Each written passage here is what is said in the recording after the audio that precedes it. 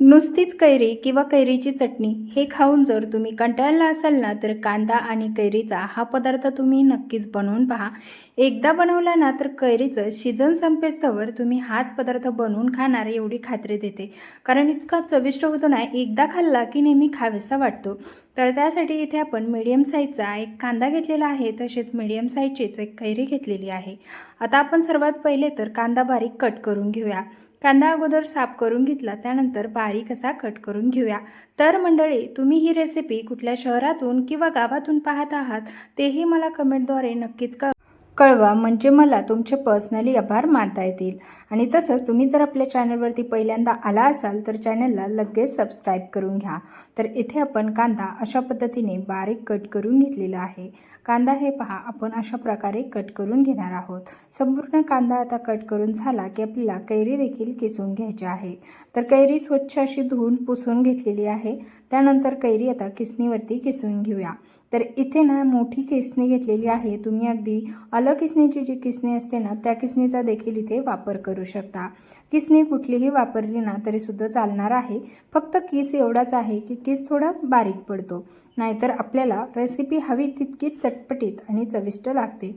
आता कैरी ना जास्त आंबट नसल्यामुळे बऱ्यापैकी मी इथे किसून घेणार आहे. संपूर्ण कैरी आपण अशाच पद्धतीने किसून घेणार आहोत. तर तुम्हाला खाली दाखवते. अशा प्रकारे इथे किस पडलेला आहे. आता संपूर्ण कैरी किसून घेतली. संपूर्ण किस छान असा पडलेला आहे. आता कैरीचं व कांद्याचं प्रमाण पाहू शकता. त्यानंतर इथे लागणार आहे मिक्सिंग बाउल. तसंच किसून घेतलेली कैरी त्या मिक्सिंग बाउलमध्ये टाकून घेऊया. याचमध्ये आपण जो कट करून घेतलेला कांदा आहे तो देखील ॲड करून घ्यायचा आहे. आता ना ही रेसिपी खरंच चवीला म्हणाल ना तर अप्रतिम अशी लागते. तुम्ही एकदा नक्की बनवून पहा. खरंच ना, एकदा खाल्ली ना तर नेहमीच तुम्ही आंब्याच्या सीझनमध्ये हीच रेसिपी बनवून खाणार. तर आता यामध्ये ना थोडंसं आलं साफ करून घेतलं, ते किसून घेऊया. आल्याचं प्रमाण तुम्ही तुमच्या आवडीप्रमाणे कमी अधिक करू शकता, पण थोड्याच प्रमाणात घालायचं आहे, कारण आल्यामध्ये थोडासा तिखटपणा असतो.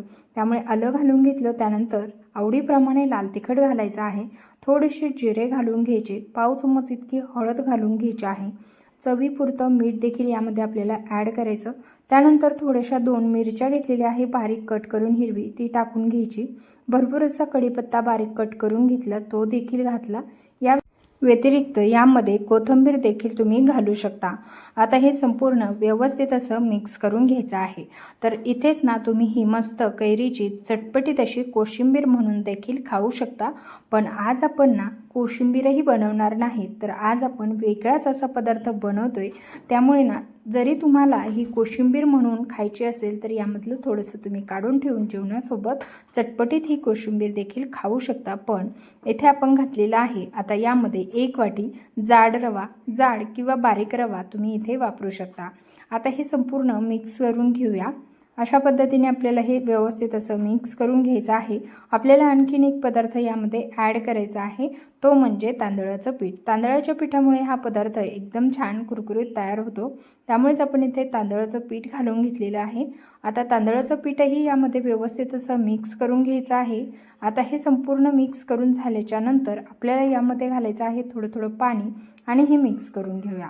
तर छान असं मिक्स झाल्याच्या नंतर आता यामध्ये पाणी घालून घ्यायचं. पाण्याचं प्रमाण मी तुम्हाला सांगणारच आहे. सुरुवातीला आपण ज्या वाटीने रवा मोजून घेतला त्या वाटीने 1 वाटी इतकं पाणी घेतलेलं आहे. त्यामधलं अर्धं पाणी इथे घालून घेतलं.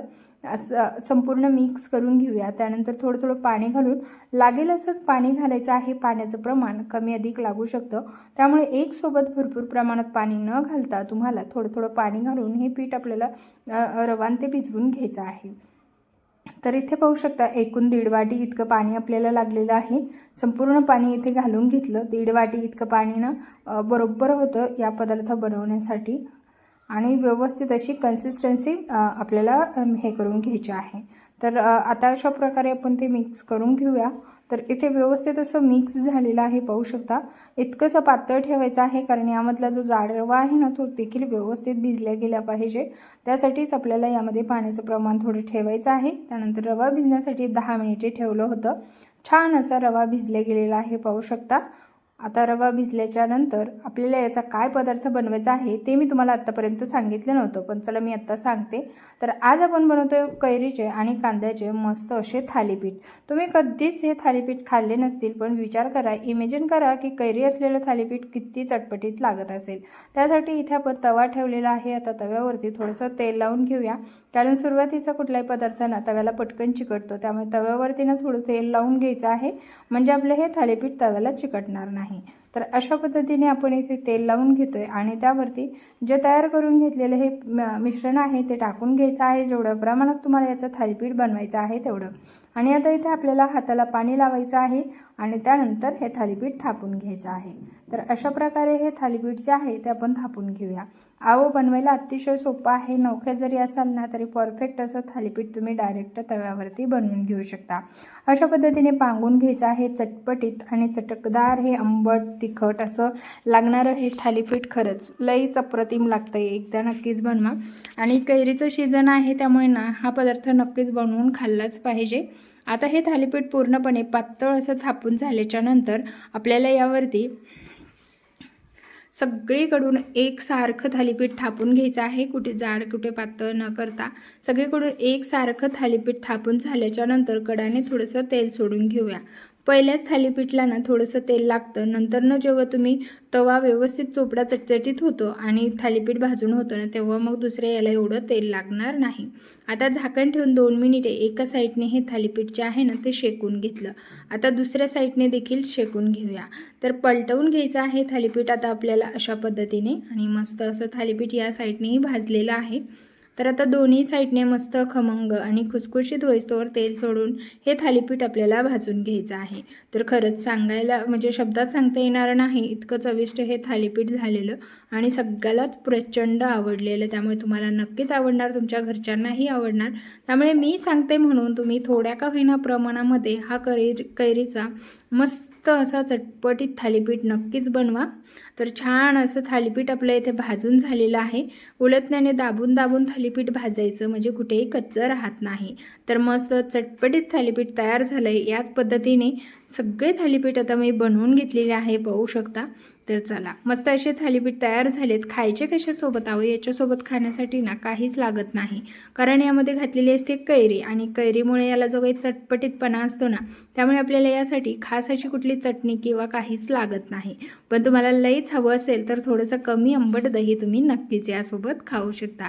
तर चला, तुम्हाला ही थालीपीठ रेसिपी किंवा धपाटे रेसिपी कशी वाटली ना मला कमेंट करून नक्कीच कळवा. तसंच आपली रेसिपी आवडली असल्यास जास्तीत जास्त शेअर करा आणि चॅनलवरती जर पहिल्यांदा आला असाल आणि आणखीन सबस्क्राईब केलं नसेल तर लगेच करून घ्या. बाजूच्या बेल आयकॉनला ऑन करा, म्हणजे पुढील येणाऱ्या रेसिपीचे नोटिफिकेशन तुम्हाला सर्वात पहिले मिळेल. चला तर भेटूया अशाच जबरदस्त आणि युनिक रेसिपीसह.